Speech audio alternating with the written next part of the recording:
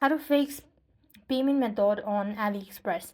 Hi everybody, welcome back. In this video, I'll be showing you the procedure to fix payment on AliExpress. So in this case, I'm going to use the browser version. You could also use an app. Either way, the procedure will remain the same. So once logged into your AliExpress account, what next you want to do is click the profile initials from the top right hand side corner of your screen. And on this page, you want to scroll down and go to Help Center section.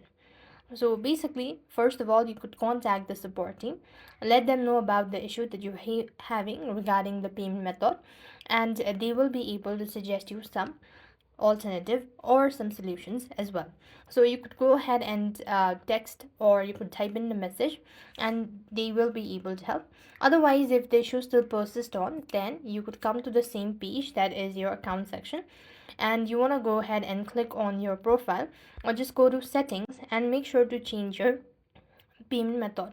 So when you change or remove or update your payment method, that could be able to fix. If that doesn't seem to be working out, try updating your application.